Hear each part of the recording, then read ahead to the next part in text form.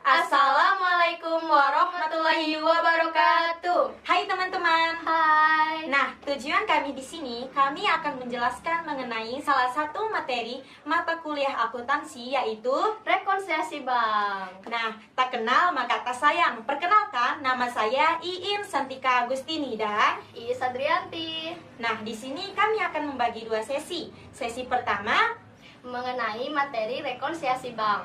Dan yang kedua, cara menentukan atau cara menghitung rekonsiliasi bank. Selamat menyaksikan. Oke, langsung saja ke materi pertama, yaitu pengertian rekonsiliasi bank. Rekonsiliasi bank adalah suatu schedule informasi yang menjelaskan setiap perbedaan tersebut hanya berasal dari transaksi yang belum dicatat oleh bank. Maka catatan bank nasabah atau perusahaan menyetor dianggap benar. Tetapi jika beberapa bagian dari perbedaan itu berasal dari pos-pos lain, maka catatan bank atau perusahaan harus disesuaikan. Nah, selanjutnya tujuan rekonsiliasi bank. Yang pertama, untuk mengecek ketelitian pencatatan belum tercatat oleh perusahaan. Yang kedua, untuk memeriksa apakah pengguna dana sudah melewati batas yang ditentukan atau tidak. Yang ketiga, sebagai internal kontrol atas pengelolaan dana kas, apakah sudah optimal atau belum. Dan yang keempat, sebagai pendeteksi kecurangan akuntansi sejak dini, dan lain sebagainya.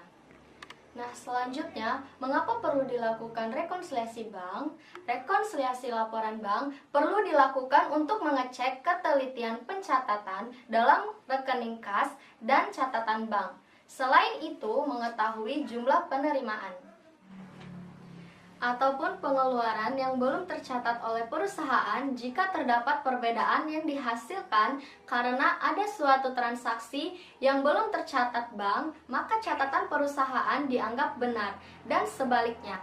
Selesai. Nah, teman-teman, kita masuk ke sesi 2 ya. Sini.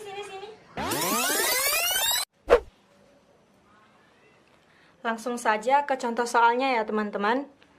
PT ABC memiliki sebuah rekening giro pada Bank Sejahtera pada tanggal 30 April 2010. Saldo rekening giro tersebut menurut pembukuan perusahaan berjumlah Rp21.000.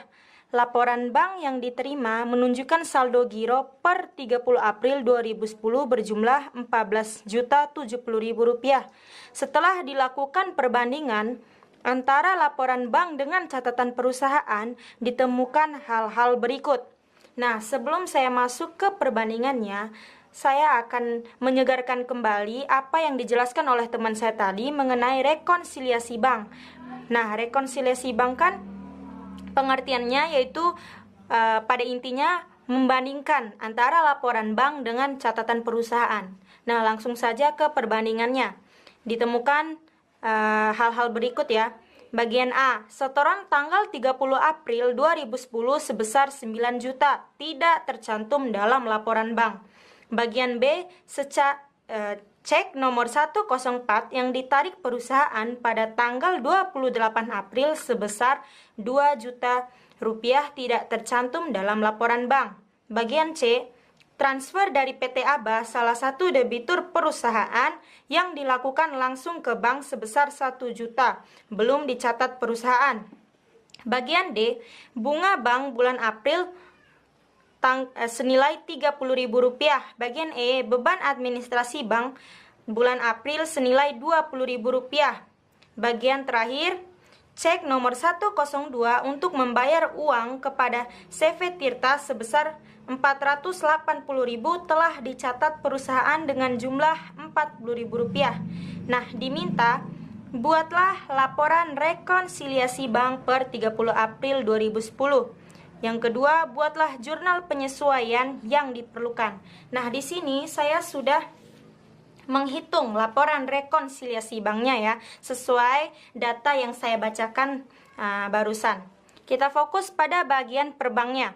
Saldo 30 April senilai Rp14.070.000. Kenapa Rp14.070.000? Karena memang di sini dikatakan laporan bank atau saldo giro menunjukkan Rp14.070.000 ya, teman-teman.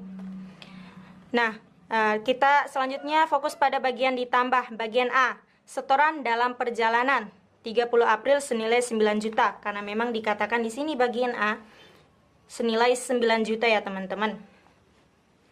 Nah, saldo tadi ditambah dengan setoran dalam perjalanan, yaitu 14.070.000 rupiah ditambah dengan 9 juta, sama dengan 23.070.000 rupiah. Nah, kita selanjutnya fokus pada bagian yang dikurangi, yaitu bagian B, cek dalam perjalanan, cek nomor 104 senilai 2 juta, karena memang di sini dikatakan senilai 2 juta ya teman-teman. Cek nomor 104 senilai 2 juta.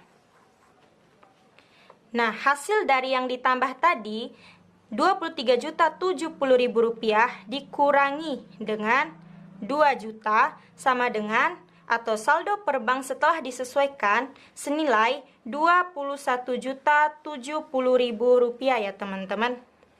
Nah, di sini.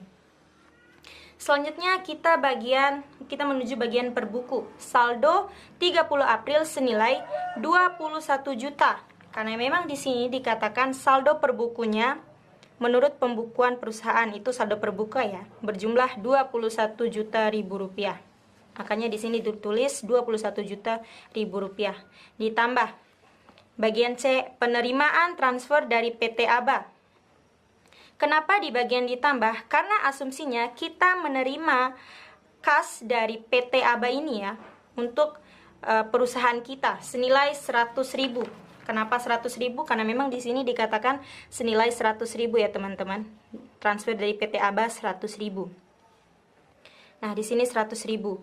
Lanjut ke bagian D, pendapatan bunga bank. Kenapa juga ditulis pada bagian ditambah? Karena kita mendapatkan bunga atau mendapatkan untung ya dari bank senilai 30.000 rupiah. Karena memang di sini bagian D dinyatakan 30.000 rupiah. Kita jumlahkan dari saldonya 21 juta ditambah 100.000 ditambah 30.000 senilai 21.130.000 ya teman-teman. Nah, kita lanjut di bagian yang dikurangi,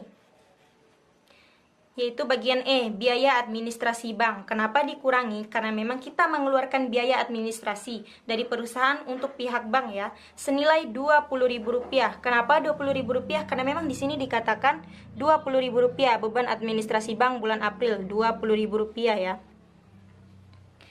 Nah, selanjutnya yang terakhir, bagian F, kesalahan cek nomor 102 senilai 40.000 rupiah. Karena memang sama dikatakan di sini 40.000 rupiah yang awalnya 480 tapi hanya dicatat dengan 40.000 rupiah. Nah, karena kesalahan 40.000 inilah yang kita catat di sini senilai 40.000. Untuk memudahkan perhitungan, kita jumlahkan dulu hasil dari yang dikurangi, yaitu 20.000 ditambah 40.000 sama dengan 60.000. Nah, kita kurangi hasil ditambah nih ya dengan hasil yang dikurangi, yaitu 21.130.000 dikurang dengan 60.000 sama dengan atau saldo per buku setelah disesuaikan senilai 21.070.000 rupiah. Nah, di sini sudah balance ya teman-teman, bisa dilihat seksama, sama-sama 21.070.000 rupiah ya. Nah, di sini kami juga menyediakan jurnal penyesuaiannya. Kita geser dulu. Nah, jurnal penyesuaiannya memang harus sesuai dengan data per buku yang kita hitung sebelumnya ya. Data di sini saja. Untuk membuktikannya, mari kita langsung saksikan saja pada jurnal penyesuaiannya. Nah, April tanggal 30. Kas pada piutang usaha senilai 100.000. Karena memang di sini dikatakan 100.000 ya teman-teman. Untuk mencatat penerimaan pembayaran dari PT Aba. Tanggal 30 berikutnya, kas pada pendapatan bunga senilai 30.000 rupiah untuk mencatat pendapatan bunga bank bulan April. Kita lihat selanjutnya atau kita lihat buktinya, pendapatan bunga senilai 30.000 rupiah ya teman-teman. Tanggal 30 berikutnya, beban administrasi pada kas senilai 20.000 rupiah. Beban administrasi bank bulan April. Kita lihat buktinya. Beban atau biaya administrasi bank senilai 20.000 ya teman-teman.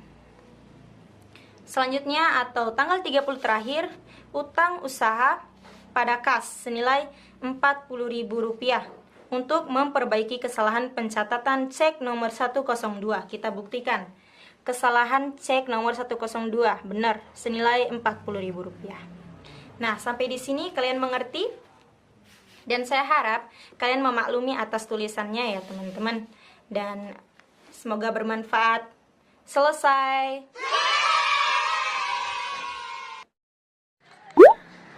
Loh, kok di sini? Langsung saja, Yun. Oke. Hai teman-teman. Kami pamit ya. Pasti kalian sudah nonton videonya. Sudah dong. Saya Insantika Agustini. Dan saya Sadrianti. Kami mohon maaf jika ada salah-salah kata. Wabillahi taufiq wal hidayah. Wassalamualaikum warahmatullahi wabarakatuh.